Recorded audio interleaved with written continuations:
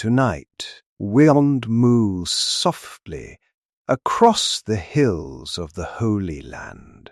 Close your eyes and allow the noise of the modern world to drift far away, like distant bells fading into mist. We travel now to Jerusalem, not the crowded city of today, but to the 12th century, where sandstone walls glowed beneath torchlight and prayer floated into the evening sky. This is the story of a young king, a king who carried pain beneath royal robes, a king history would remember as the Leper King. And though later tales would place a silver mask upon his face, the truth is perhaps quieter and somehow more powerful.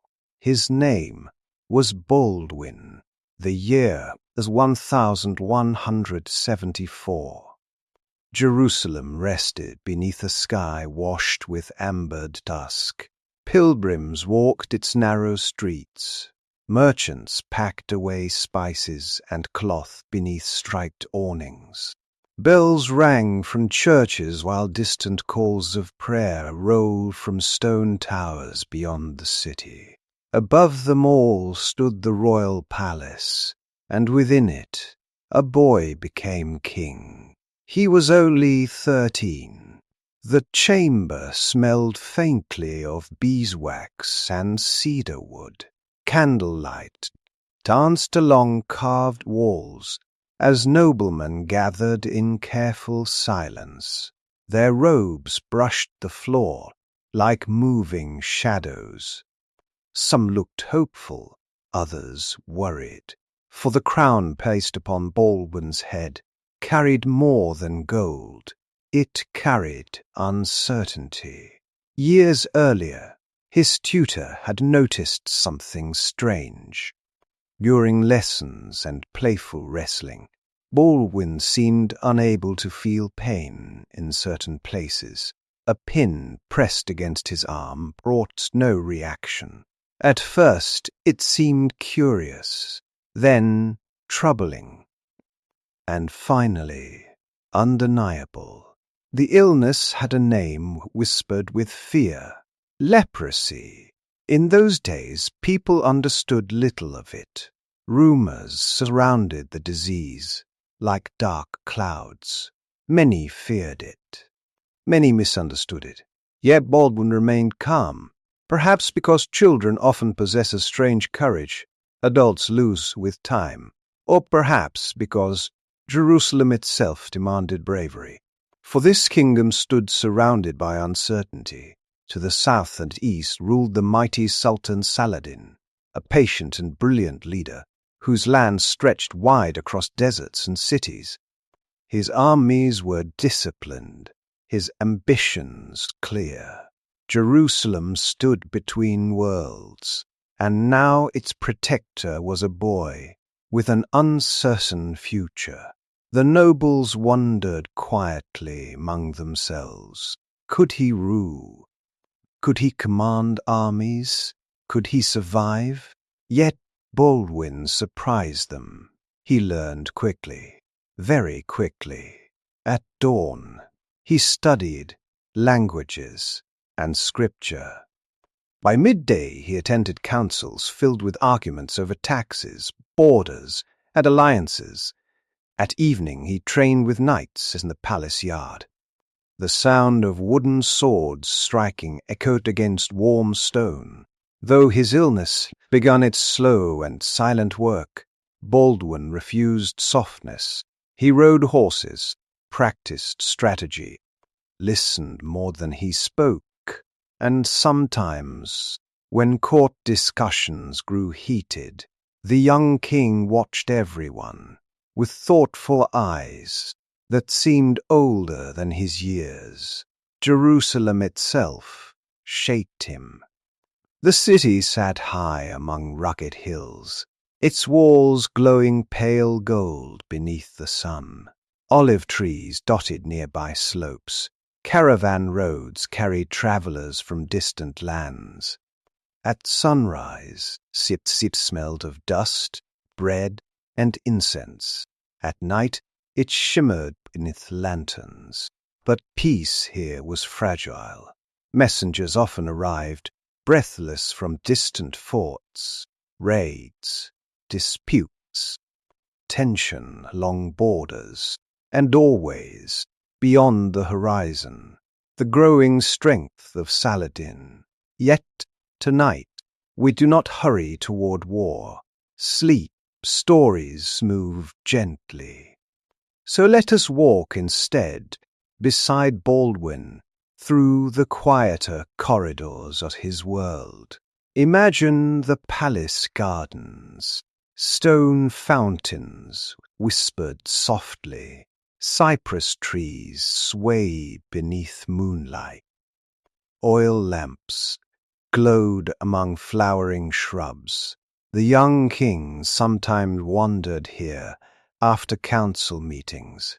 Perhaps he sought silence, perhaps relief from heavy expectations, or perhaps simply the comfort of night air. His illness remained mostly hidden then, though changes had begun. Numbness, fatigue, whispers among servants. Still Baldwin carried himself with dignity. He understood something many rulers never learn, that power is not loud, it is steady, and sometimes lonely, far beyond Jerusalem's walls. However, another ruler watched events carefully. Saladin. Patient as desert wind, he gathered strength, not through haste, but through time. And though neither king fully knew it yet, their paths moved slowly toward one another, like distant stars crossing the same sky. The great battle that would one day astonish history had not yet arrived, for now Jerusalem slept. Torches flickered upon its walls, night guards paced narrow towers, and somewhere within the palace, a young king lay awake beneath carved ceilings, listening to wind against stone, wondering what future waited beyond the dawn. The silver legend had not yet been born, but destiny had already begun walking toward him. And in the next part of our journey, Baldwin will leave the safety of palace walls and ride into a kingdom trembling with uncertainty, where loyalty, politics, and the shadow of war begin to gather beneath the desert sun. The morning arrived softly over Jerusalem before the city fully woke. Pale silver light rested upon rooftops and towers.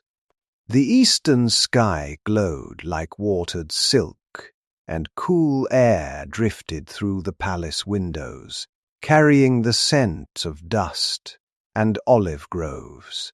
Within his chamber, Baldwin stirred. He had slept little, not from fear, but from the restless thoughts that often accompany responsibility. He was still young, yet crowns do not wait for age. Servants moved quietly nearby, lighting lamps and preparing simple garments for king. No grand celebration accompanied this dawn. Kingship, Baldwin had already learned, was less about ceremony and more about endless duties. Arriving with the sunrise, outside, Jerusalem slowly awakened. Bakers opened ovens. Pilgrims gathered along narrow streets. Mules carrying grain and pottery clattered over stone roads, polished smooth by centuries of footsteps. The city breathed. And from the palace balcony, Baldwin watched it all. His fingers rested against cool limestone. Far below, people moved through markets, unaware that their king studied them in silence. He cared for these ordinary rhythms, the sellers arranging figs beneath woven cloth, the mothers carrying water, the travellers entering city gates after long desert roads. A kingdom, he believed, was not merely walls or armies. It was people, and people deserved peace. But peace, in those years, was difficult to hold. Soon after sunrise, messengers arrived. Their horses showed signs of hard riding, dust-covered cloaks and boots. The palace guards admitted them quickly. Within the council chamber, noblemen gathered around a heavy cedar table, carved with fading patterns from earlier generations. Candles still burned, though daylight now filtered through narrow windows. The messenger bowed. "My king," he said carefully, "there has been movement along the southern roads." The chamber grew quiet. Movement, such a simple word. Yet in frontier kingdoms it carried many meanings. Baldwin listened. Raiders had troubled smaller settlements near border regions, not large armies, not open war, but enough to stir unease among villagers and local lords. Reports were often uncertain. One rider claimed dozens, another claimed hundreds. Fear could multiply numbers faster than truth. Still, the warnings mattered. The young king studied the map spread before him. Jerusalem's lands appeared as hills and fragile borders crossing parchment. Fortresses marked the edges, like small guardians standing against vast wilderness. Some of Baldwin's advisers urged caution. Others urged displays of strength. As always, opinions filled the chamber. Voices rose and folded over one another like waves. Yet Baldwin did not interrupt. He listened. This habit surprised older nobles. Many rulers preferred speaking. Baldwin preferred understanding. At length, the chamber quieted, and the king finally spoke. "We will ride." The words were calm, not dramatic, simply certain. Some exchanged worried glances. His illness remained a quiet concern among them. The disease had not yet taken its heavier toll, but signs existed. Occasional weakness, numbness, moments when pain failed to warn him of injury. Many believed the king should remain safely behind palace walls. But Baldwin had little interest in ruling from shadows. If fear troubled his people, he wished to see it himself. So preparations began. The palace courtyards filled with measured activity. Horses were saddled beneath striped awnings. Armor reflected morning light. Stable boys hurried between stalls, while soldiers checked straps, waterskins, and lances. Yet this was no great army, only royal progress accompanied by knights and retainers. Enough for protection, enough for presence. As Baldwin approached the stables, he paused beside his horse. The animal, a strong grey with dark eyes, breathed softly through flared nostrils. The king laid a hand upon its neck. Animals often comforted him. They cared little for crowns or illness, only patience, only trust. Nearby stood men who would shape much of Baldwin's life. Knights weathered by years beneath harsh suns. Some loyal, some ambitious, all watching the young ruler carefully. Among them moved whispers not spoken loud. Would the king endure? Could sickness weaken judgment? Would stronger hands eventually guide Jerusalem? Politics, Baldwin knew, lived even among smiles. Yet he mounted calmly, and together they departed through Jerusalem's gates. The city fell gradually behind them. Stone walls shrank, church towers softened against distance. Ahead stretched the hills of the kingdom. The road wound through landscapes, both beautiful and severe. Rocky slopes carried silver-green olive trees. Shepherds watched flocks along ridges, where wind combed dry grass into shifting patterns. The sky above seemed endless, and for a time conversation remained gentle. They passed pilgrims journeying toward holy places, monasteries nestled among quiet valleys, watchtowers standing lonely upon hills. Sometimes villagers gathered to greet the king, not with lavish spectacle, but with humble warmth. Baldwin noticed everything: a damaged irrigation trench, farmer worried about taxes, a widow asking protection from raiders. He remembered names when he could, questions were when he could not. By evening, they reached a hill overlooking scattered settlements. Campfires soon flickered beneath darkening skies. The king sat near one of them, cloak wrapped against cooling air. Above, stars emerged slowly, brilliant, ancient, untroubled by human borders. The knights spoke nearby of roads and provisions, but Baldwin drifted into thought. The numbness in his hand had returned, subtle, persistent. He flexed his fingers beneath the cloak.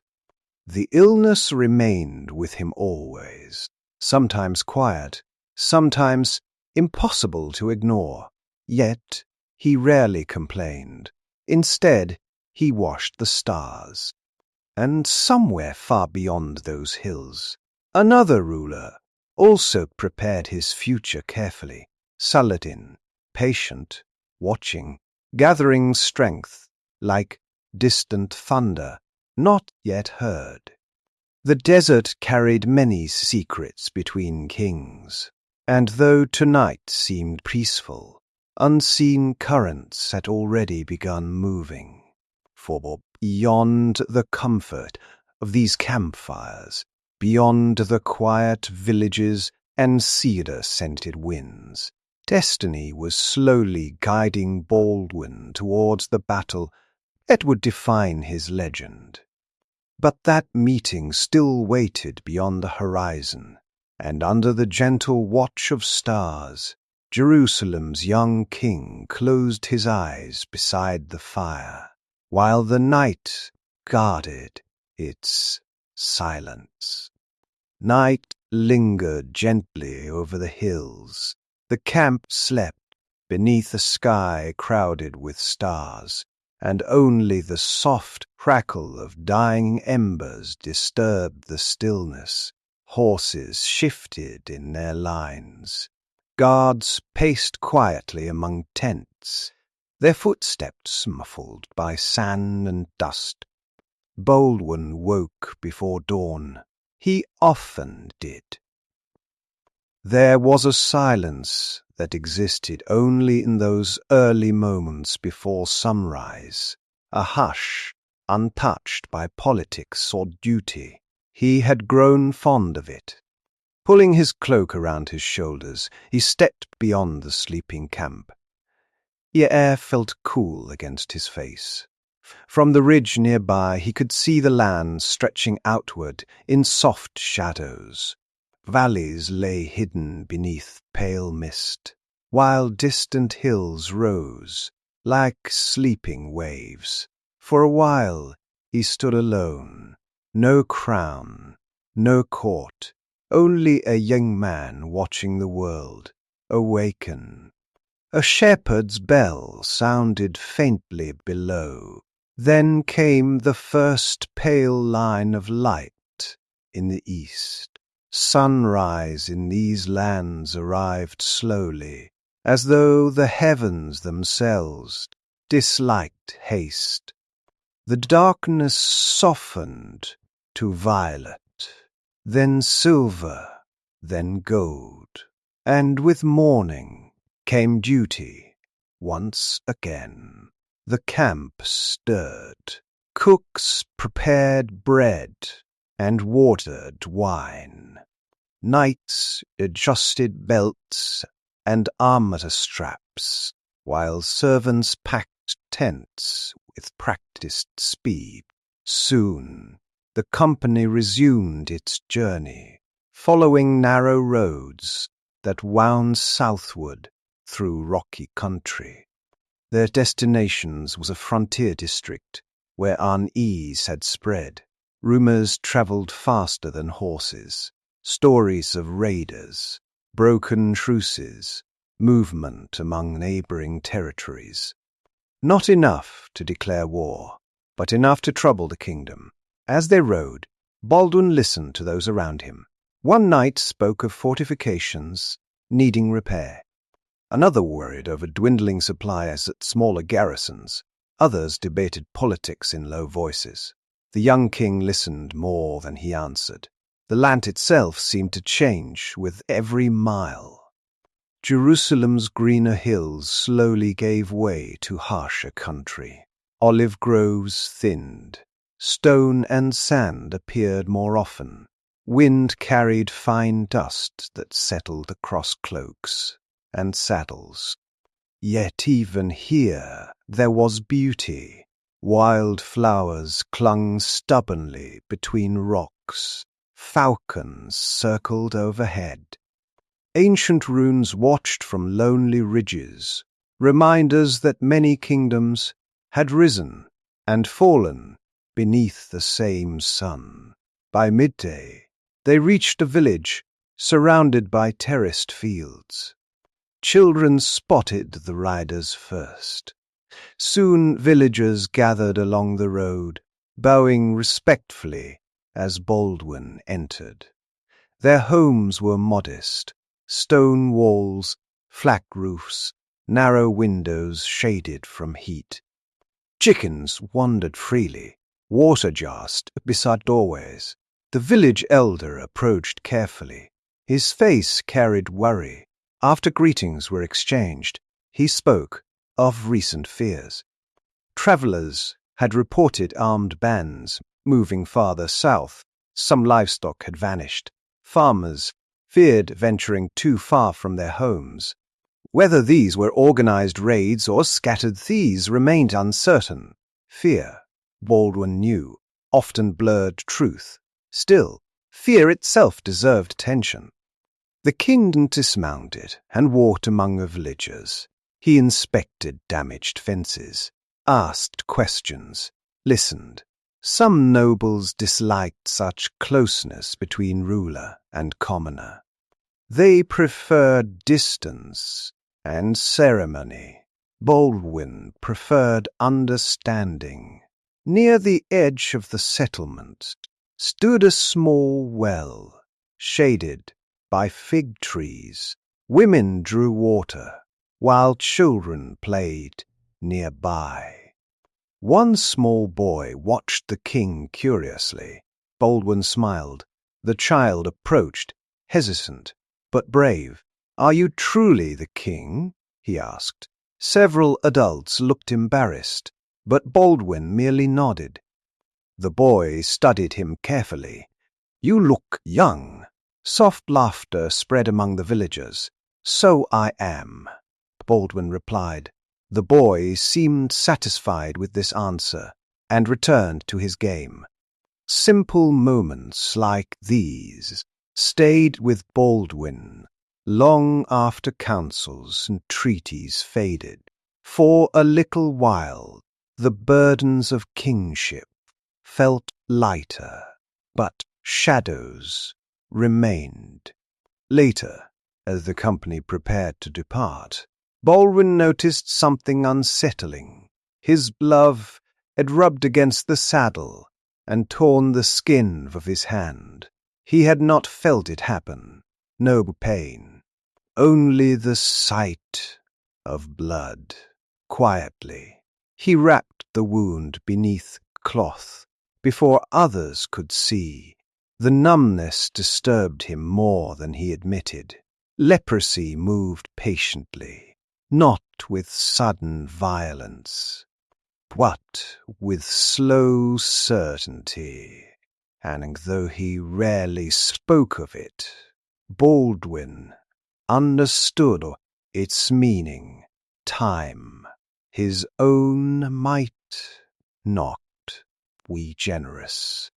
By afternoon they reached higher ground, where an old fortress overlooked the surrounding valleys. Its walls, weathered by years and wind, guarded an important road.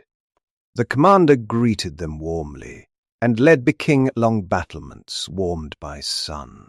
From here, the frontier could be seen clearly, wide stretches of open country, dusty roads, and far beyond, the lands influenced by another growing power. The commander pointed toward the south. Scouts reported movement there 3 nights ago. Baldwin narrowed his gaze. At this distance, nothing could be confirmed. Only heat shimmering above earth. Only endless horizon. Yet somewhere beyond that horizon rode men serving a different banner. And somewhere beyond them ruled Saladin. The Sultan had not seized power through recklessness. He united rivals carefully, patiently. His strength grew not like wildfire, but like a gathering tide. Baldwin respected this, perhaps even admired it, for wise rulers understood one another, even across borders. That evening the fortress hosted the king. Oil lamps glowed against thick walls. Supper was simple: bread, dates, roasted meat, and cool water drawn from deep cisterns. Outside, the wind had strengthened. It moved along the battlements with a hollow voice. After the meal, Baldwin climbed alone to the highest tower. Below him, the frontier slept beneath moonlight. He rested his hands against cold stone. And there, beneath the quiet sky, he felt a strange certainty. The kingdom stood balanced between peace and storm. These scattered raids, these uneasy rumors, they were not the true danger. Something larger approached. Not tonight, not tomorrow, but soon. And somewhere beyond the dark horizon, another ruler also watched the desert, while destiny slowly narrowed the distance between 2 kings. The fortress slept beneath a restless wind, its old stones, worn smooth by centuries of sun and sand, held the warmth of the day long after darkness settled across the hills. Torches flickered along the battlements, their light bending and shivering whenever the wind swept past. Far below, the valleys rested in silver shadow. Baldwin remained awake. The tower offered solitude, and solitude had become familiar to him. From this height, the kingdom appeared peaceful. Villages of east were hidden beneath darkness. Roads disappeared into soft black distance. Even the frontier, so often filled with rumors and uncertainty, seemed quiet beneath the moon. Yet kings learned early that silence could deceive. The young ruler drew his cloak closer and listened to the night. The wind carried many sounds: a distant horse, a loose shutter striking stone, the quiet footsteps of guards, changing watch. And beneath them all, something older, the endless whisper of desert air, moving across ancient lands. Eventually, he descended from the tower. Sleep arrived late for rulers, but dawn never delayed. Morning came pale and cool. The fortress stirred before sunrise. Soldiers prepared for inspection, while servants carried water through narrow passages. Somewhere within the kitchens, bread baked inside clay ovens, filling corridors with comforting warmth. Baldwin joined the garrison commander along the walls. Together they walked the battlements, overlooking the frontier roads. The commander was a seasoned man, whose beard had long surrendered to grey. Years of border life had sharpened his caution. He pointed toward distant ridges. "These hills hide movement well," he said. "A small force could travel unseen." Baldwin studied the terrain. The commander spoke truth. The land here folded into ravines and broken valleys where riders might disappear for days. Towers and patrols helped, yet certainty remained rare. As they walked, scouts returned. Their horses showed signs of hard riding. Dust covered saddles and cloaks alike. The men dismounted quickly and bowed. One scout unrolled a rough map upon a stone table. "There are camps farther south," he reported. The commander frowned. "How many?" The scout hesitated. "Not armies, my lord, but organized men, moving between wells." Baldwin listened quietly. Such reports mattered. Bands of raiders often drifted through frontier regions, yet organized movement suggested something more deliberate. Still, caution was necessary. Panic served no kingdom. The king asked careful questions. How many fires had been seen? Were banners visible? Had villages been attacked? The answers remained uncertain. No large assault, no confirmed army, only movement, only signs. And sometimes signs carried more meaning than battles themselves. By mid-morning, Baldwin chose to ride farther south. The commander offered additional escort, but the king refused excessive ceremony. Smaller company moved faster and drew less attention. So beneath widening skies, they departed the fortress. The road soon narrowed into rocky paths winding through dry country. The land possessed a severe beauty. Low hills rolled beneath the sun like waves of stone. Thorn bushes clung stubbornly to slopes.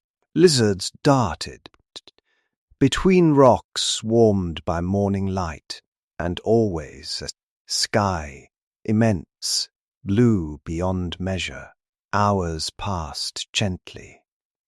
Their horses moved at steady pace, while conversation drifted between practical matters and old memories. One night told stories of winter storms that had trapped caravans near the coast. Another recalled youthful tournaments held before many of the younger men had earned their spurs. Baldwin listened, occasionally smiling. He valued such moments, not because they erased responsibility, but because they reminded him that life continued beyond crowns and councils. Near noon they reached a monastery tucked among hills. Its walls stood simple and pale against the earth. Cypress trees shaded the entrance, while small gardens survived through careful irrigation. The monks welcomed the travelers warmly. Inside, cool corridors smelled faintly of incense and olive oil. The prior, an elderly man with gentle eyes, offered water and rest from the heat. Baldwin accepted. For a little while the company sat beneath shaded arches, listening to the quiet splash of a fountain. The monastery seemed untouched by worldly tension. Birdsong drifted through the courtyard. Pages turned softly in distant chambers. Peace lived here in small, deliberate ways. The prior spoke carefully with the king. He had heard rumors, naturally. Everyone along the frontier had. But he offered no dramatic warnings. Instead, he said something Baldwin remembered.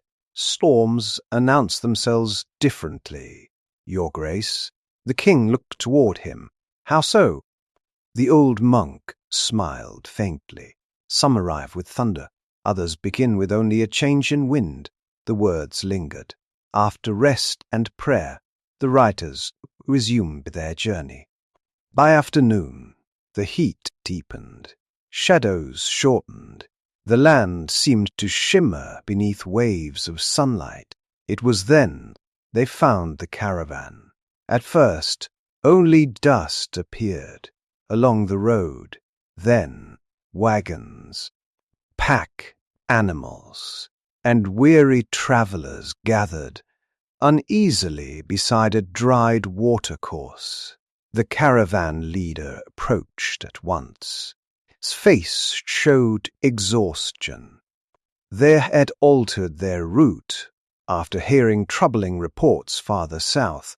Armed riders, he said, not bandits, disciplined men, seen near several wells.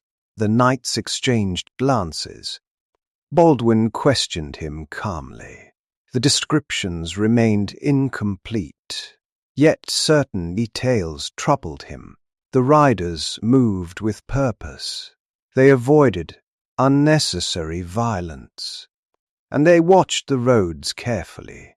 Scouting behavior, not random theft.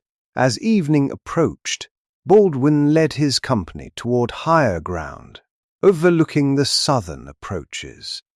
There, beneath fading light, they paused. The sunset spread across the sky in layers of amber and crimson, beautiful, almost impossibly peaceful. Then one of the knights spoke. My king, he pointed. Far away, barely visible, thin columns of smoke rose against the horizon. Not village fires, too distant, too deliberate. Baldwin narrowed his eyes. The wind touched his face. And though frontier remained quiet around them, something within him stirred. The monk's words returned. Not thunder, a change in wind. The great storm had not yet arrived.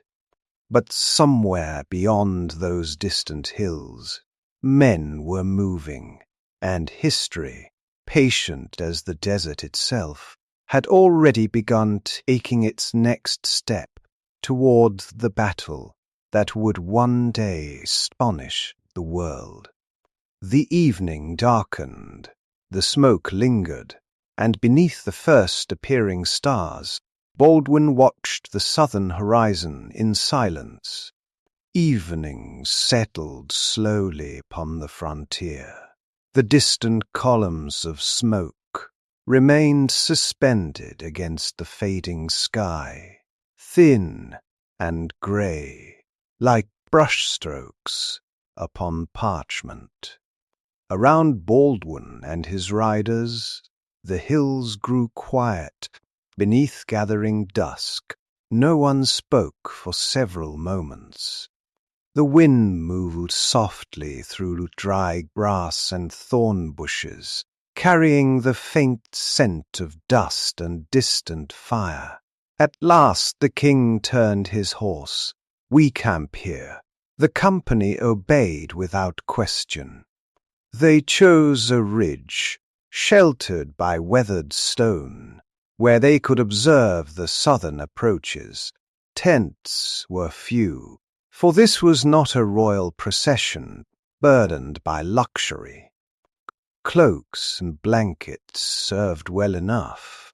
Soon small campfires glowed against the dark. Horses drank from watered skins, while soldiers loosened saddles and rubbed dust from tired animals. Yet beneath the ordinary rhythm of camp life lingered unease. The smoke troubled them, not because smoke alone meant danger, but because men who lived upon frontiers learned to trust quiet instincts. And tonight, something felt altered. Baldwin sat near the ridge edge, watching the last light withdraw from the hills. One knight approached, carrying bread and dried figs.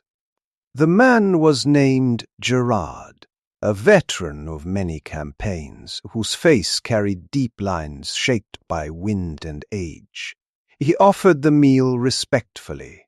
"You should eat, my king." Baldwin accepted with gratitude. The bread remained warm from the monastery ovens. Simple food, honest food. For a while they ate in silence. Below them, the land darkened into shadowed valleys and pale ridges. Then Gerard spoke. "I have seen such smoke before." Baldwin glanced toward him. "Where?" "Near Ascalon, years ago." The knight watched the horizon. Scouts preparing roads, testing crossings, measuring distance. The king considered this. Scouting, preparation. Now there proved war, yet neither could be ignored. The older knight hesitated before continuing. "You think it may be Saladin?" The name rested quietly between them. Saladin, already respected throughout the region. A ruler spoken of with caution and admiration alike. Baldwin answered honestly, "I think nothing yet." And it was true. Wise rulers guarded themselves against conclusions, born too quickly. The frontier often played tricks upon certainty.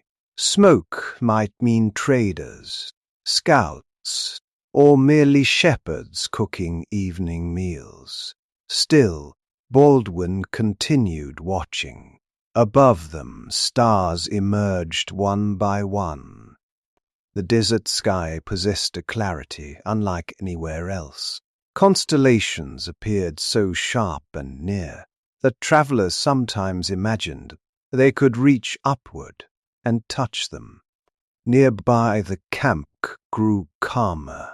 Men spoke quietly around fires.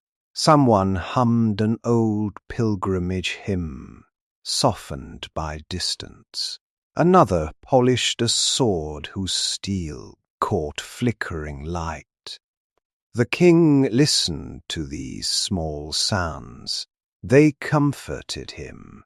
Soldiers often carried reputations for hardness, yet Baldwin had learned how deeply ordinary things mattered to them.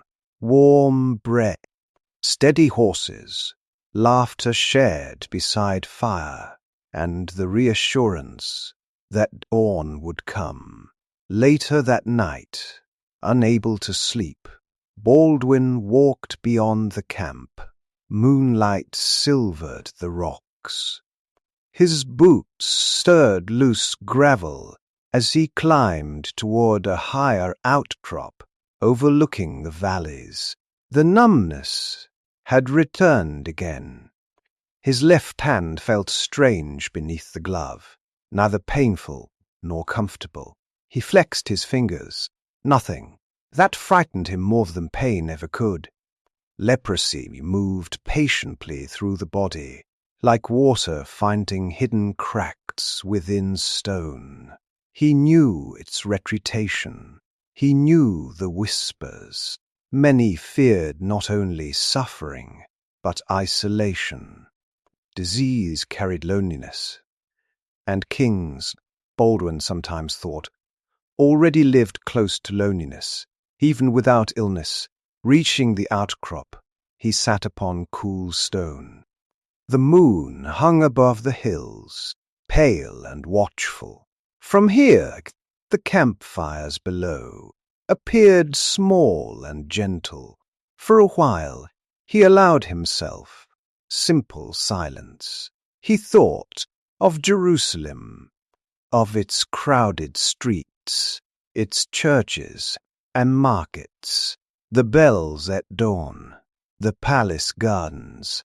Strangely, distance sharpened affection. One loved home more clearly while away from it. Then footsteps approached. Baldwin turned. A familiar figure climbed the rocks carefully. It was the monk from the monastery. The old prior had apparently travelled farther than expected, and now approached, wrapped in dark robes that stirred in the wind. The king seemed surprised. "You arrived late, father." The monk smiled. "And you sleep late, your grace." He settled nearby without ceremony. Together they watched the moonlit valleys. "I feared I disturbed you," Baldwin said. "Not at all." The old man looked toward the south, "though I suspected you might not be sleeping." The king offered a faint smile. "You know kings too well." The monk folded weathered hands. "I know burdens." For a while they spoke of ordinary matters, harvests, pilgrims, the harsh beauty of frontier lands. Then the prior said quietly, "When I was young, I believed courage meant fearing nothing." Baldwin listened. "But age teaches otherwise." The wind moved between them. "Courage," the monk continued, "is often simply carrying what frightens us without surrendering kindness." The words lingered in the night air.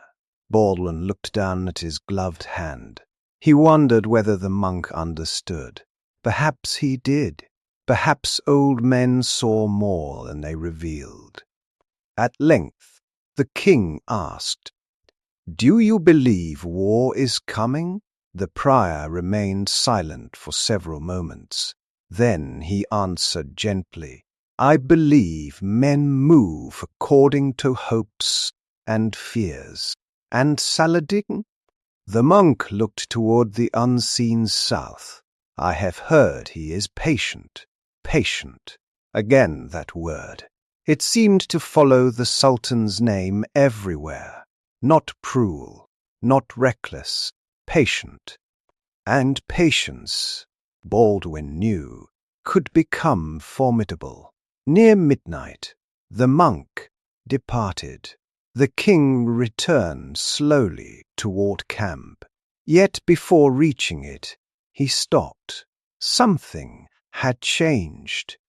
He saw movement among the watchmen, low voices, one guard hurrying toward Gerard's fire.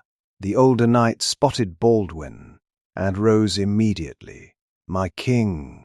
"What is it?" The answer came quietly. "Riders." Every man nearby became alert. Not panic, simply attention. The watch had observed distant movement to the south. No attack, no approach. Only riders crossing moonlit ground far beyond bowshot. Baldwin climbed the ridge once more. There, barely visible, tiny shapes moved against pale earth, too distant for certainty, but unmistakably organized. They traveled in measured formation, before vanishing among darker hills. The king stood very still. No battle horn sounded, no charge descended, only silence returned. Yet silence now carried different meaning. The smoke, the scouts, the caravan's warning, and now riders beneath moonlight. The frontier no longer whispered. It had begun speaking. Baldwin remained upon the ridge long after the others settled again. The wind brushed his cloak. Stars turned slowly overhead.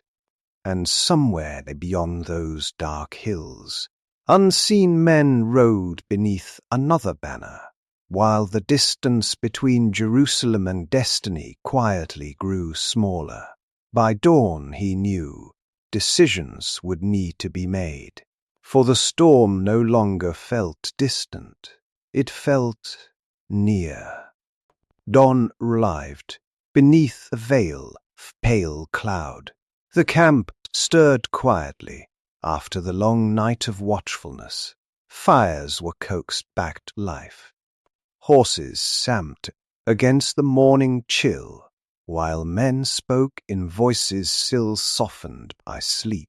Yet something had changed. The sight of riders beneath moonlight lingered in every mind, not fear, but awareness, the kind that settles gently before uncertain days. Baldwin stood upon the ridge where he had watched the distant movement disappear into darkness. Morning light spread slowly across the land, revealing valleys washed in silver and gold. The southern hills looked peaceful now, almost innocent. Smoke no longer rose. No riders could be seen. Only stone, sky, and quiet distance. How strange, the king thought, that danger rarely announced itself with certainty. More often it wore the face of ordinary mornings. Gerard approached, carrying water. "You slept little." Baldwin accepted the cup. "I suspect none of us slept greatly." The older knight nodded.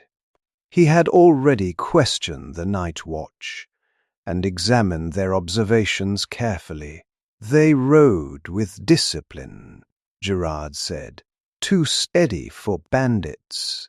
The king drank slowly. "Scouts, perhaps." Perhaps, again uncertainty. Yet uncertainty itself demanded action. Soon the camp gathered. Mats were spread upon a saddle blanket, while Baldwin and his companions considered the frontier roads.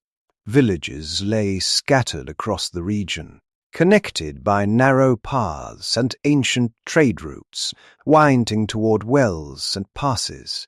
The king made his decision calmly. They would not chase shadows. Instead, they would ride northward, visiting settlements, and warning local commanders to remain vigilant, while sending reports to Jerusalem. Panic helped no kingdom. Preparation. And so the company departed. Beneath cool morning light, the road curved through rough country, where low cliffs cast long shadows over dry ravines. Birds wheeled overhead. Wild thyme released its scent whenever horses disturbed rocky soil. Hours passed peacefully. The tension of night softened beneath daylight. At times the riders spoke of home. One man described vineyards near the coast, where sea wind cooled summer evenings. Another recalled his children racing beside irrigation channels. Baldwin listened with quiet affection. Such conversation mattered. War, when it came, often reduced men to armor and banners. But before soldiers were soldiers, they were fathers, brothers, sons. Human lives lived beyond battle. Near midday, they encountered travelers approaching from the north. Merchants, their camels carried textiles, and jars secured beneath woven coverings. The caravan slowed upon seeing armed riders. Greetings were exchanged. Then, gradually, news emerged. The merchants had passed several villages, already speaking of unusual movement farther south. Nothing certain, always that word. But enough to unsettle roads, normally busy with trade. One merchant described seeing mounted patrols near an old well. Another claimed local shepherds had fled certain grazing lands. Baldwin questioned them patiently. No dramatic tale appeared, only fragments, and fragments, he knew, sometimes formed truths. After they parted, the company continued towards a small fortified settlement, perched beside a narrow valley. Its walls were modest but sturdy, built more against raids than armies. Farmers worked nearby terraces, while children gathered water from a cistern. The commander greeted Baldwin with visible surprise.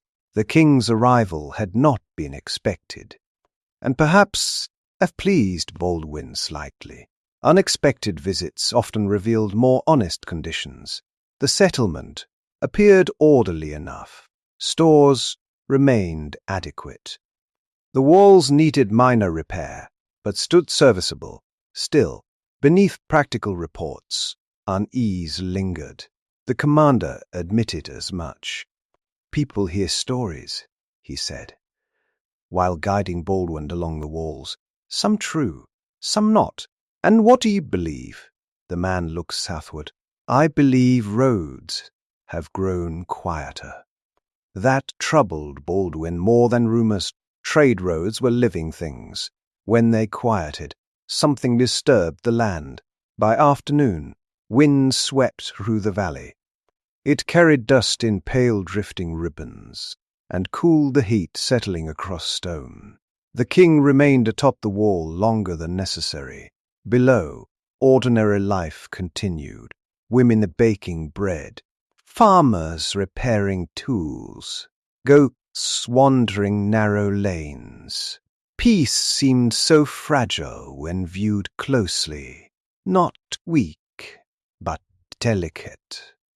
He wondered how many rulers throughout history had stood upon walls feeling precisely this mixture of duty and helplessness, wanting to protect everything, knowing protection had limits.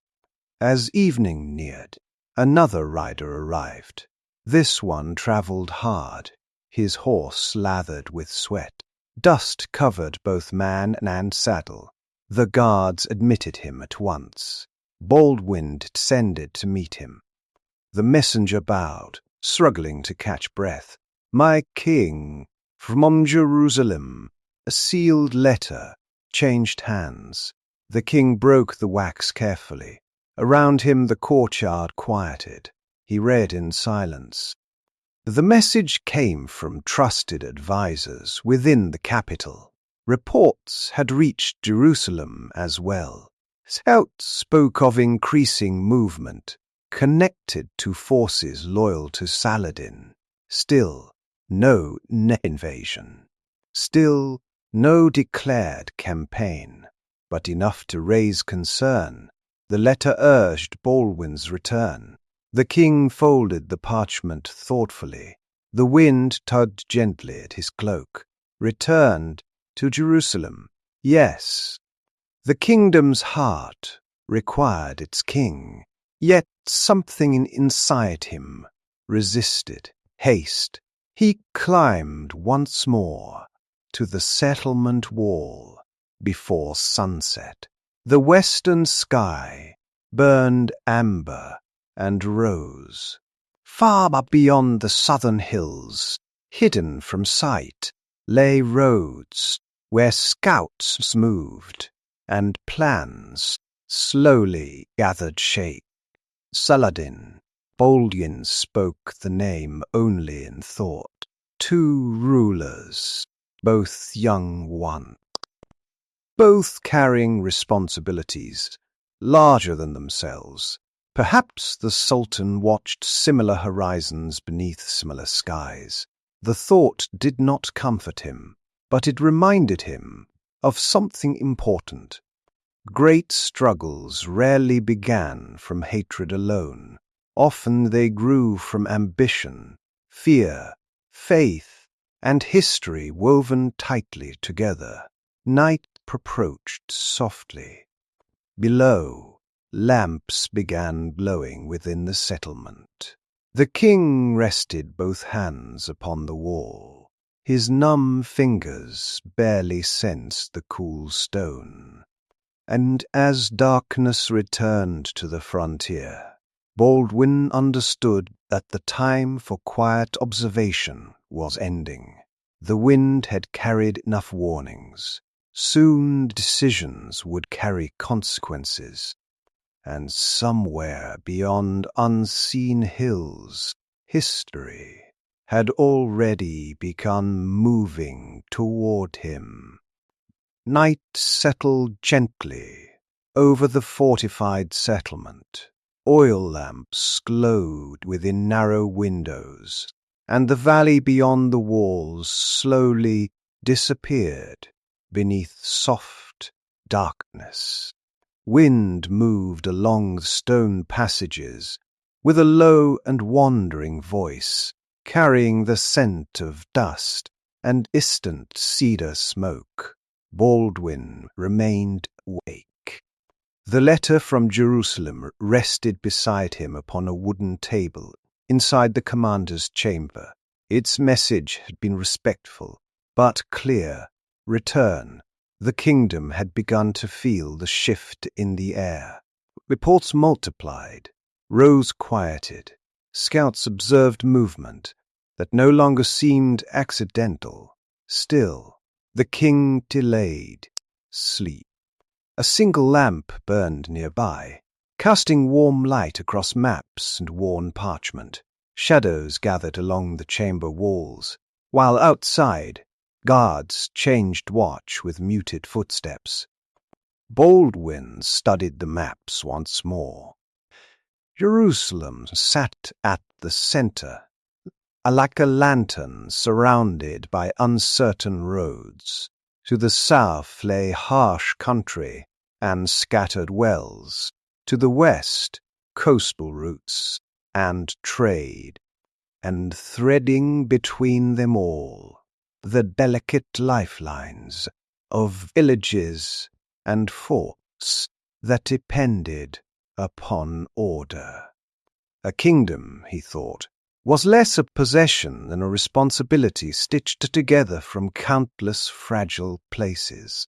At last fatigue reached him. He extinguished the lamp and rested. Yet sleep came lightly. Dreams drifted without shape. He saw hills beneath moonlight, distant riders, and somewhere beyond them, a horizon he could never quite reach.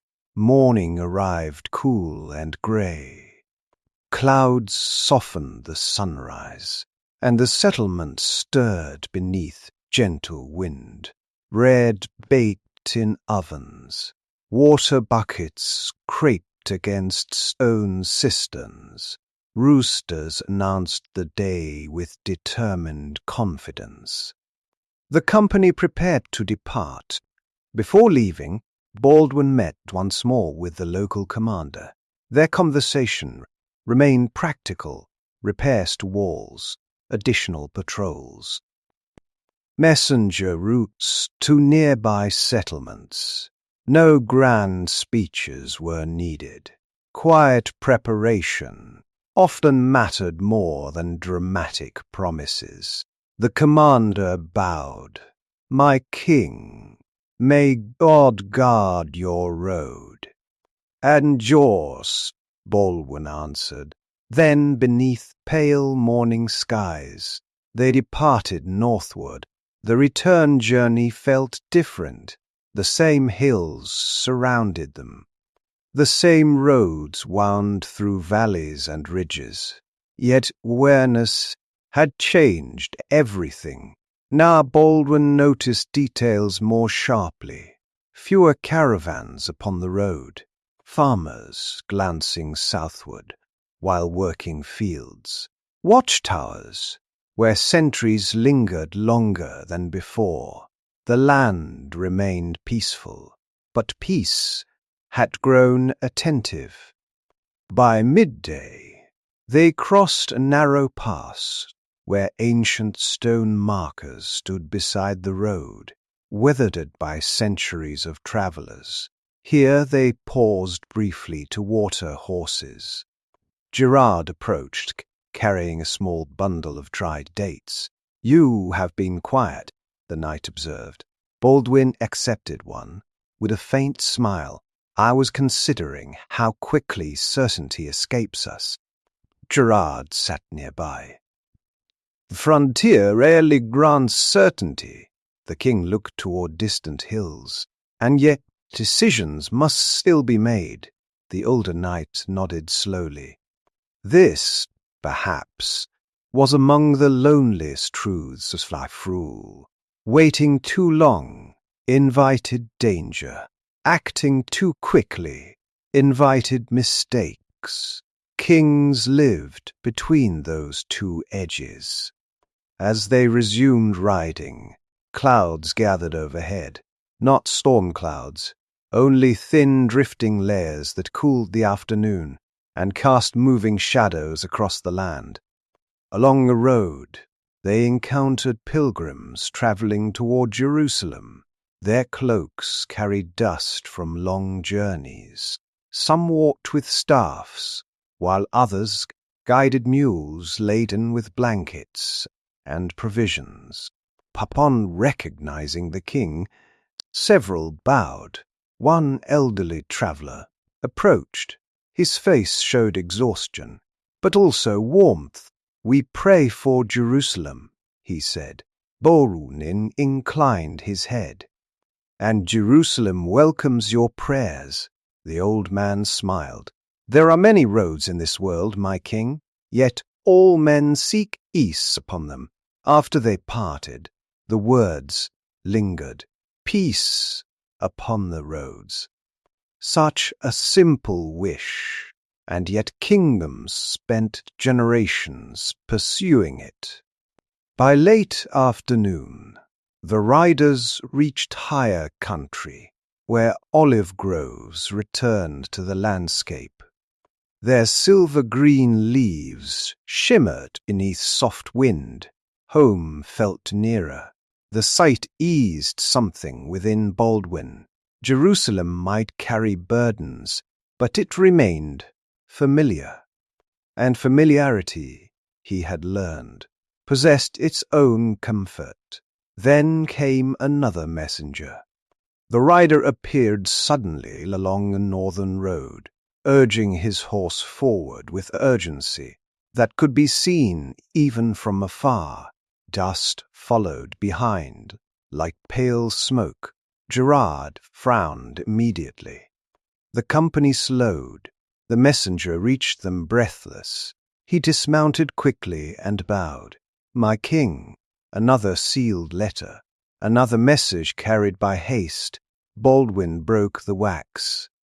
Around him, the riders waited silently. He read, and as his eyes moved across the parchment, the quiet afternoon seemed to narrow. The report came from scouts nearer the southern approaches. Their observations were stronger now. More camps, more mounted movement.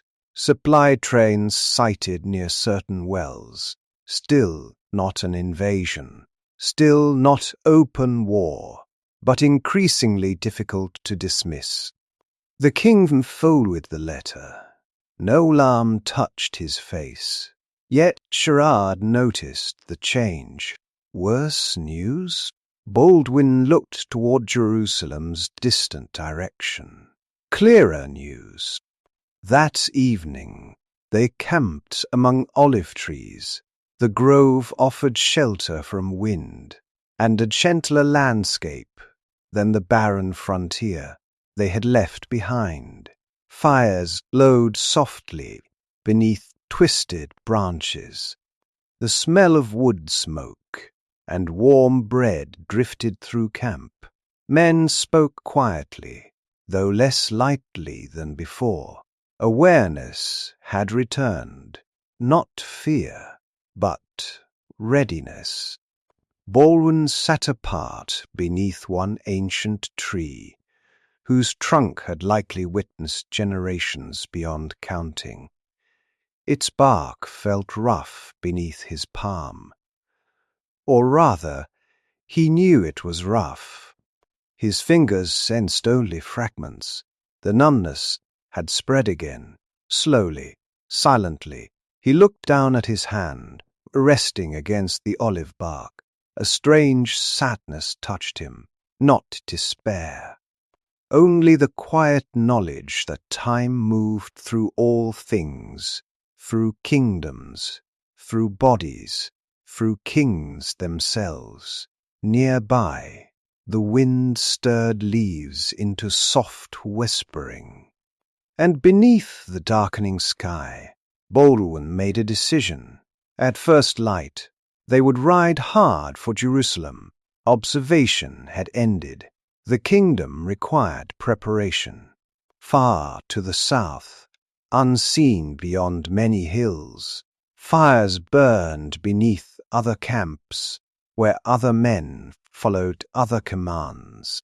The distance between uncertainty and history was narrowing. And though Jerusalem still slept peacefully beneath its walls, the wind had already begun carrying the first true breath of coming conflict. Before dawn, the olive grove lay wrapped in soft darkness. The camp remained quiet, save for the occasional movement of horses and the low murmur of guards exchanging watch. Above, stars still lingered, though the eastern horizon had begun to pale. Baldwin woke to the cool breath of morning. For a few moments he remained beneath his cloak, listening to the world before it fully awakened. Leaves whispered overhead. A horse snorted softly. Somewhere nearby, water simmered above a small fire. These peaceful sounds comforted him, yet beneath them waited urgency. The king rose. No elaborate preparations delayed the company. Saddles were tightened, bread divided, and fires carefully extinguished. Men moved with the practiced economy of travellers who understood long roads. Soon they rode northward. The sky brightened gradually, revealing rolling hills silvered with olive trees and rocky slopes brushed with wild grasses. Morning mist rested in low valleys like pale silk. The journey felt swifter now. Purpose had replaced uncertainty. Baldwin rode near the front beside Gerard, their horses following narrow roads worn by centuries of pilgrims and merchants. For a time, neither man spoke. The rhythm of travel filled the silence, hooves striking earth, leather creaking, wind moving gently across the hills. Then Gerard glanced toward the king. "You believe it is coming?" Baldwin kept his eyes upon the road.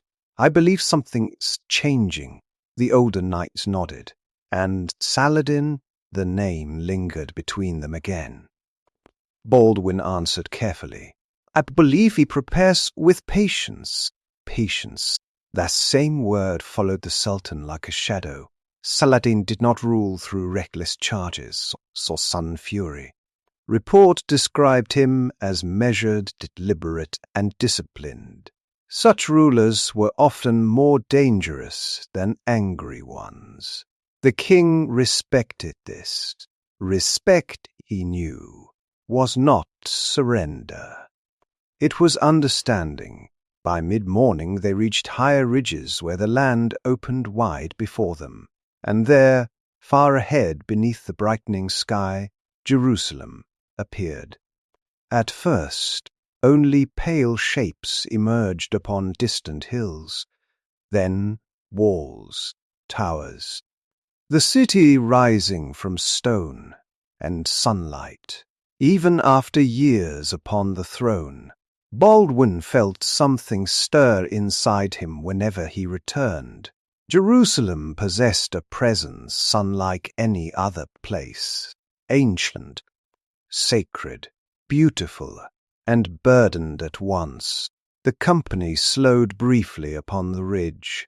Below them, roads converged toward the city gates, like threads drawn toward a single knot. Pilgrims moved in slow lines.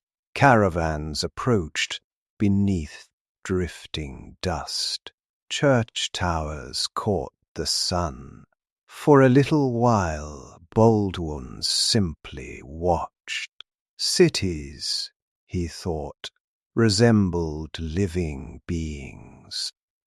They breathed, remembered, endured, and this city carried memories older than kingdoms themselves. As they descended, traffic along the roads thickened. Merchants guided camels laden with spices and cloth. Farmers transported baskets of olives and grain. Travelers from distant lands spoke languages mingling like birdsong in the air. The scent of Jerusalem reached them before the gates.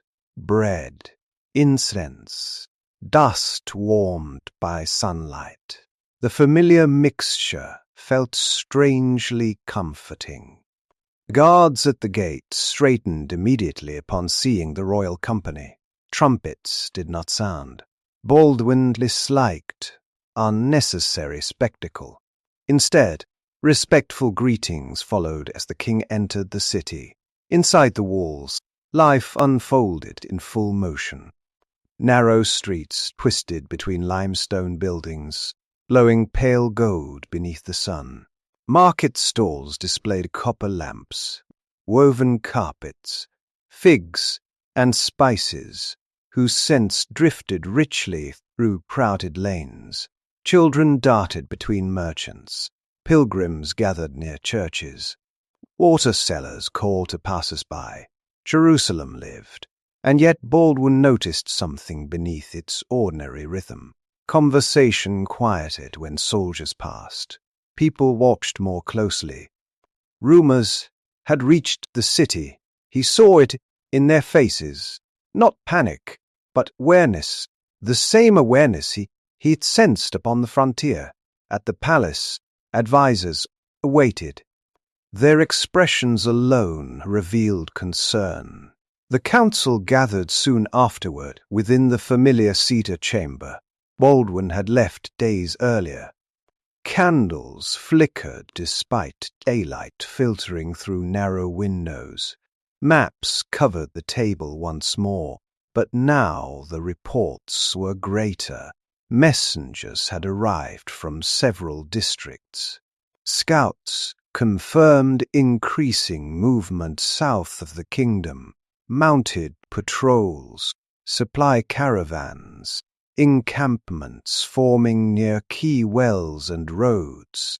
The chamber filled with debate. Some advisers urged immediate military preparation. Others counseled restraint. Voices rose. Hands struck the table. One lord insisted the reports remained exaggerated. Another warned delay would prove costly. Baldwin listened, always listening. His illness had taught him patience long before politics demanded it. At length, the chamber quieted. The king stood. His voice remained calm. "We prepare." No dramatic flourish followed, only certainty. "We strengthen garrisons, repair rows and walls, increase patrols." He paused. "But we do not rush toward fear." The council listened. Rumor is not strategy. Several nodded. Others remained uneasy. Yet Baldwin continued, "We will know more, and when we know more, we will decide." The meeting stretched long into afternoon.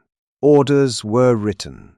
Messengers dispatched, supply counts reviewed, responsibility settled heavily upon every shoulder.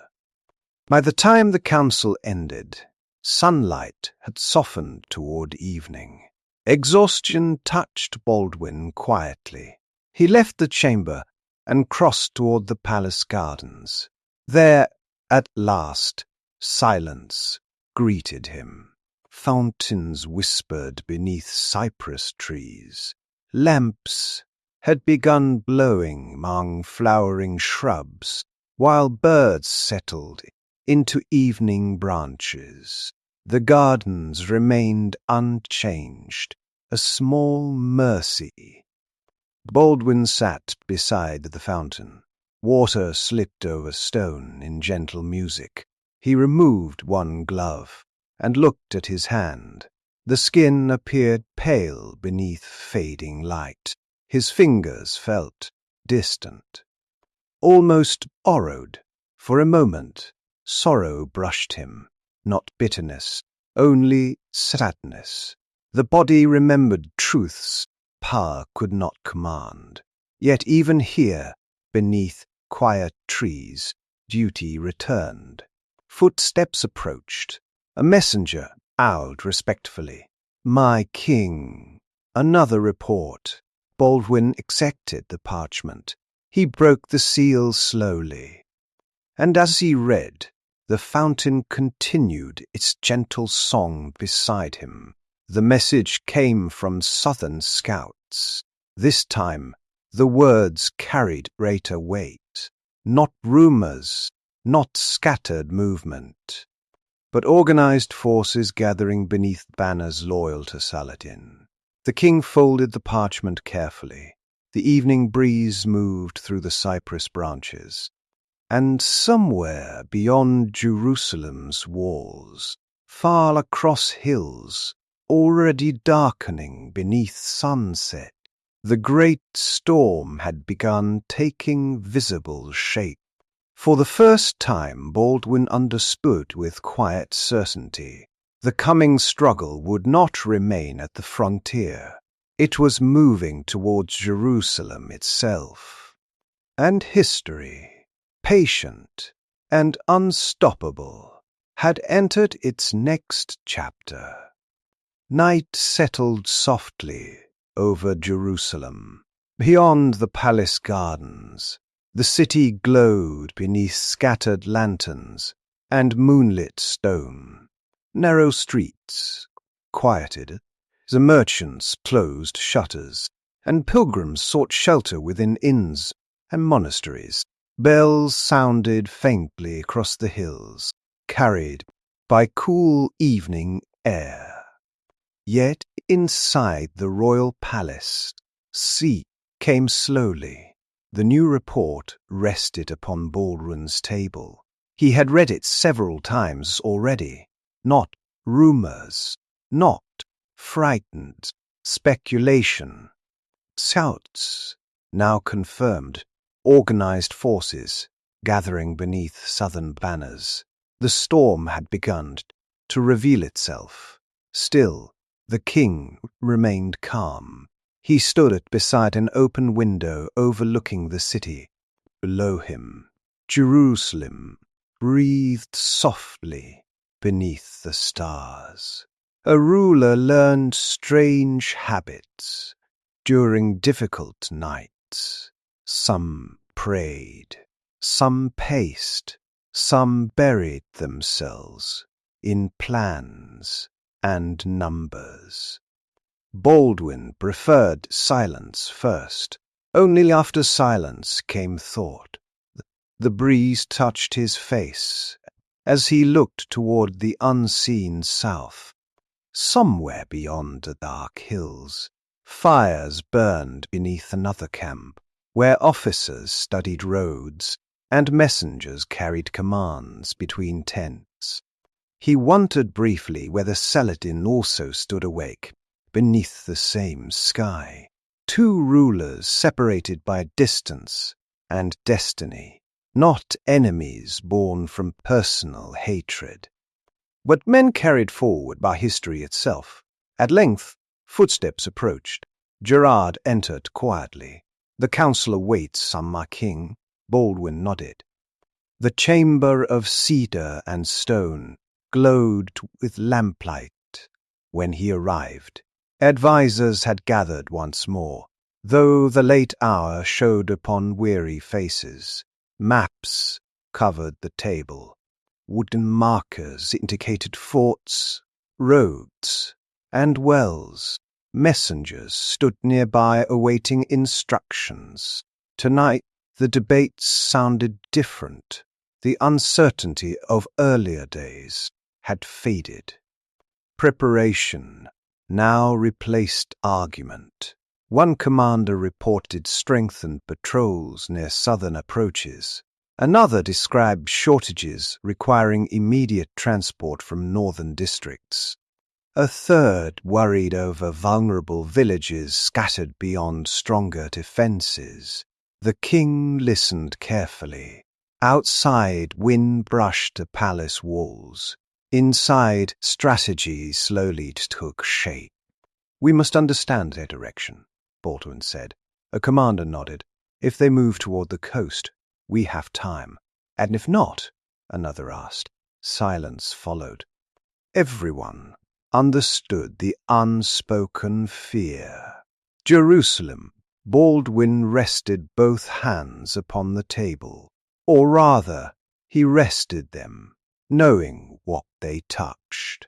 His fingers sensed little beneath the sleeves. The numbness had worsened these past days. Sometimes he hid it easily, sometimes not. Yet he refused weakness of spirit, even when the body grew uncertain. "We do not defend shadows," he said quietly. "But neither do we ignore them." He issued orders calmly.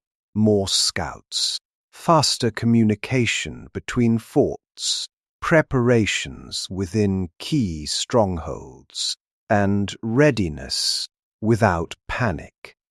The council continued deep into the night. By the time it ended, exhaustion lingered like smoke within the chamber. Messengers departed immediately.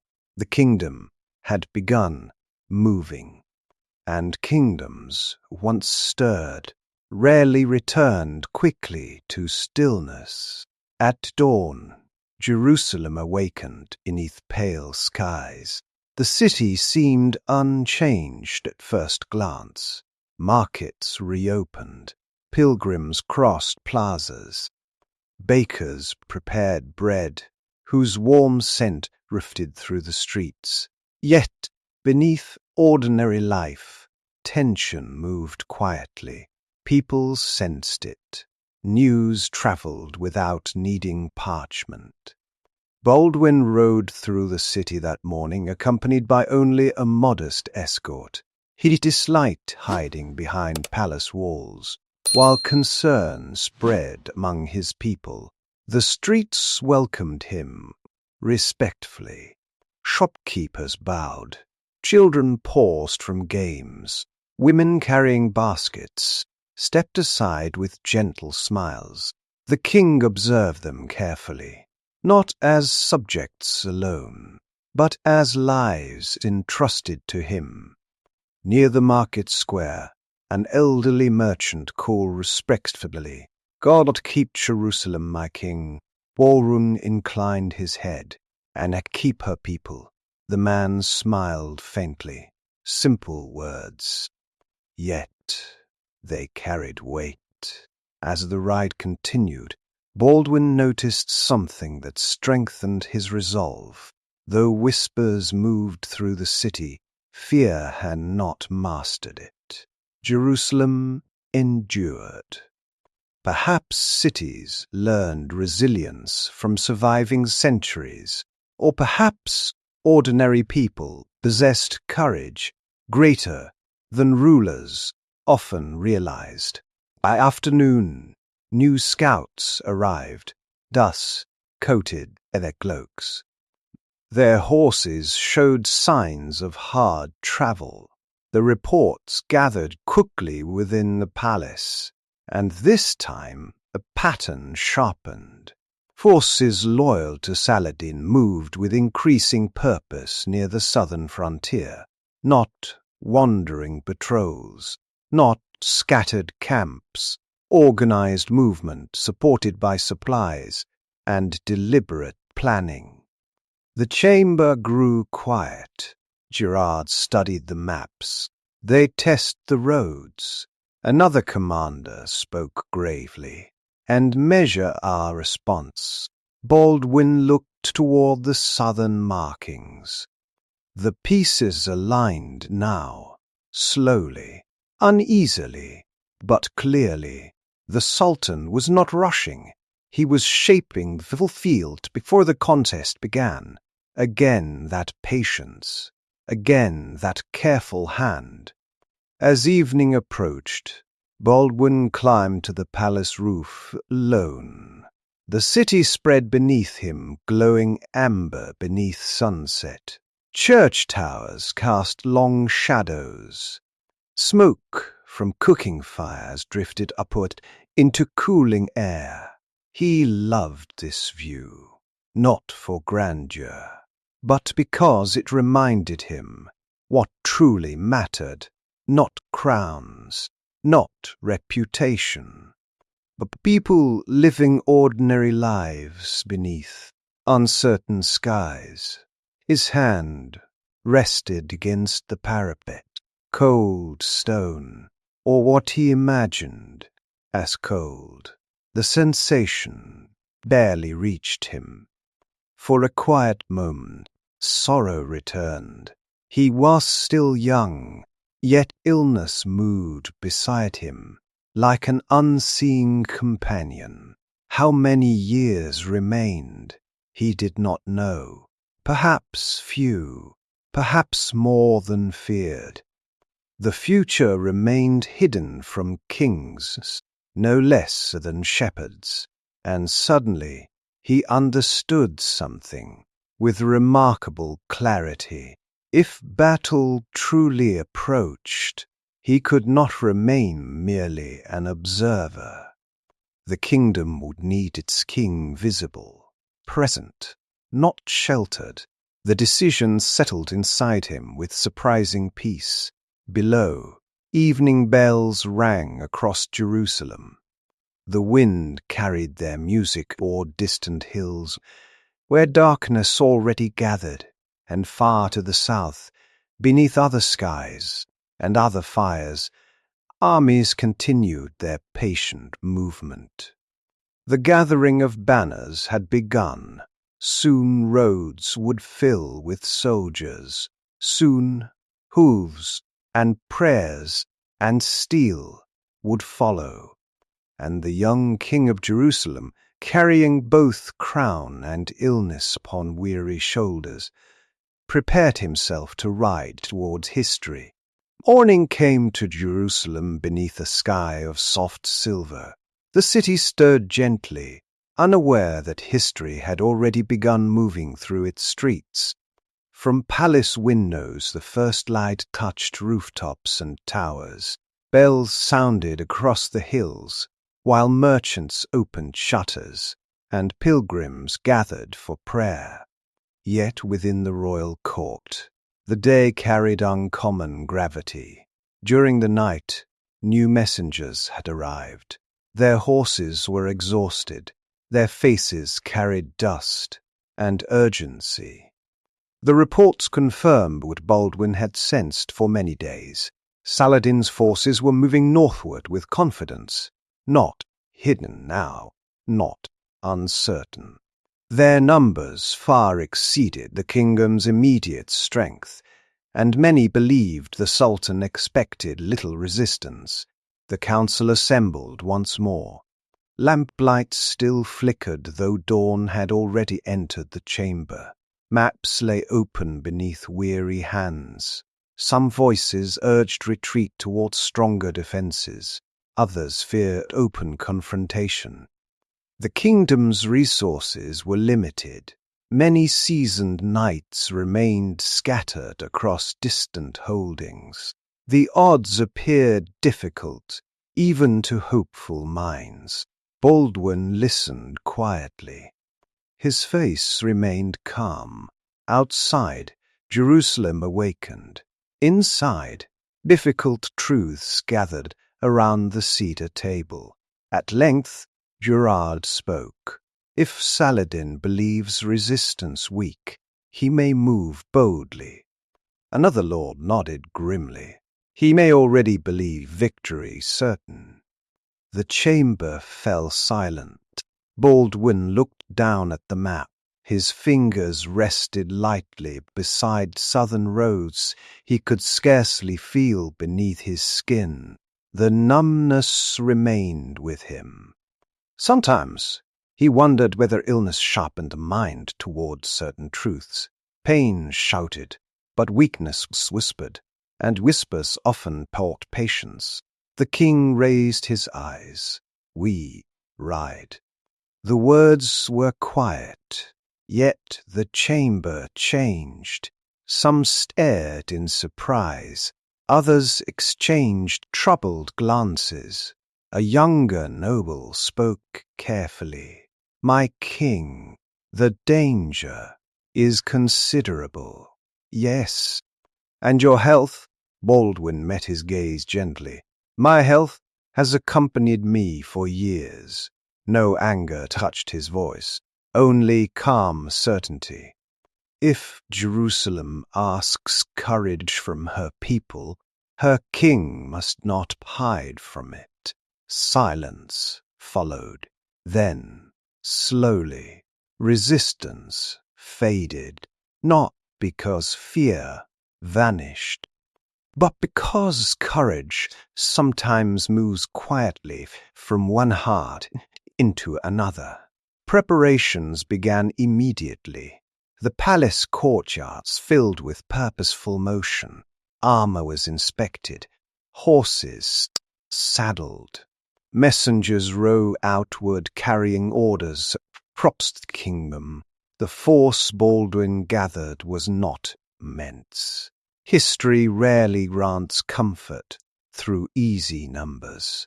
Many of his knights knew this. Yet they prepare without complaint. Banners stirred above the courtyards, while sunlight climbed steadily over Jerusalem. The city watched. People gathered along streets as soldiers moved toward the gates. Some prayed softly, others offered blessings. A few children waved with simple excitement, not fully understanding the weight carried by armed men departing beneath royal colors. Baldwin rode among them. His horse moved steadily over familiar stone. No silver mask covered his face. That image belonged to later imagination. The true Baldwin carried something quieter, determination, and perhaps weariness hidden beneath discipline. As the company approached the gates, bells sounded once more across the city. The king looked back, only briefly. Jerusalem glowed behind him. Ancient walls, sacred towers, the city he loved. Then he faced south. The road waited. The ride carried them across familiar hills, where autumn light spread softly over fields and rocky ridges. Dust rose beneath hooves. Wind moved through olive groves with low whispering music. Men spoke little, not from dread, but from concentration. Each rider carried private thoughts, families, faith, uncertainty. And somewhere ahead, beneath distant skies, waited one of the most remarkable confrontations of the age. The days that followed moved swiftly. Scouts arrived and departed. Reports sharpened. Saladin's army advanced with confidence. believing Jerusalem vulnerable and its defenders divided. Yet confidence, Baldwin knew, could sometimes become blindness. Near a place called Montgisard, the paths of king and sultan would finally draw near. The countryside there rolled gently beneath open skies, marked by fields, scattered trees, and rising ground where riders might gather. As Baldwin's force approached, evening descended. Campfires glowed against the hills. The king sat quietly beside one of them. Around him, knights prepared equipment and murmured prayers beneath the stars. The firelight warmed his cloak. His hands, wrapped carefully against cooling air, remained strangely distant to him. He looked at them for a moment. A king, a patient, a young man carrying illness into uncertainty. How strange life could be! Gerard settled nearby. Neither spoke for some time. Then the older knight said softly, "You could still remain behind the lines." Baldwin watched sparks rise toward darkness. "And ask others to stand where I would not." Gerard smiled faintly. "I thought you might answer that." A wind moved through camp. Above them stretched the same immense sky Baldwin had watched from frontier ridges and palace roofs. Stars burned steadily, ancient and indifferent, yet somehow comforting. The king thought of the monk he had met weeks earlier. Some storms arrive with thunder. Others begin with only a change in wind. How true those words had been. The storm had arrived, not suddenly, but step by patient step. And now here he sat at its edge. Before sleep, Baldwin walked a short distance beyond camp. The land rested beneath moonlight, quiet, beautiful. Almost impossibly peaceful for a place standing so near battle. He breathed the cool night air, far away, unseen beyond hills and darkness. Other campfires burned beneath Saladin's army. Other men prepared, other prayers rose. History often remembered battles as moments of noise and triumph. But before every clash came silence. This silence, the pause before dawn. Baldwin looked toward the dark horizon. He felt no certainty about tomorrow, only responsibility, and perhaps peace. With that responsibility, the young king stood there for some time, while moonlight silvered the fields around Montgisard. Then he returned to camp. Behind him, the hills slept beneath stars. Ahead waited destiny. And though our gentle journey ends here, history remembers what followed. That Baldwin IV, the young king living with leprosy, rode with courage into overwhelming odds and won one of the most astonishing victories of his age at Montgisard. But tonight we leave him not amid shouting battle, only beneath quiet stars, a king, a rider, and the soft breathing of the sleeping earth around him.